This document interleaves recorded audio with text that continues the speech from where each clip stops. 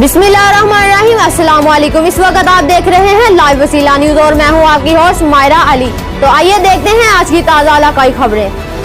रायगढ़ से अपडेट करते हैं लाइव वसीला न्यूज के कंट्री हेड सैयद इमदाद हुसैन दादू शाह रायगढ़ शहर के मोहल्ला कोट नहाल खान में गुज़श्ता कई माह से सीवरेज की वजह से आवाम जलील खवार घर से निकलना महाल। बच्चे बूढ़े और औरतें गली में सीवरेज के गंदे पानी की वजह से अपने ही घरों में कैदियों वाली जिंदगी गुजारने पर मजबूर होकर रह गए। सीवरेज के गंदे पानी के खड़े रहने से डेंगू मच्छर की भरमार, सीवरेज का गंदा पानी मुख्तलिफ बीमारियों का घर बन गया। आए दिन बच्चे मलेरिया, बुखार, हैजा और टाइफाइड की बीमारी तेजी से मुब्तला हो रहे हैं। रायगढ़ शहर के मुख्तलिफ गलियों और मोहल्लों में भी यही हाल है। CEO यूनिट रायगढ़ इसके अमला की कारकर्दगी से आवाम दिल बर्दाश्ता हो रही है। इसके साथ साथ रायगढ़ इंतजामिया पर भी नजर डालते जाइए तो वो भी बिल्कुल खामोशी अख्तियार कर चुकी है। ये कब तक ऐसा होता रहेगा? निगरान हुकूमत वज़ीर आला पंजाब की तरफ से रायगढ़ शहर के सीवरेज निजाम को बेहतर करने के लिए तकरीबन 2 करोड़ का बजट दिया गया है। रायगढ़ शहर मांगा रोड, सुंदर रोड,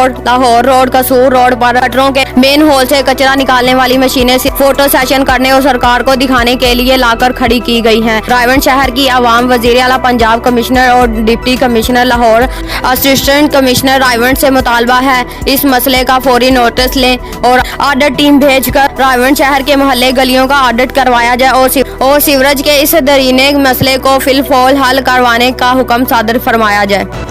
अब तक के लिए इतना ही। मजीद खबरों और मालूमाती अपडेट के लिए देखते रहिए लाइव वसीला न्यूज।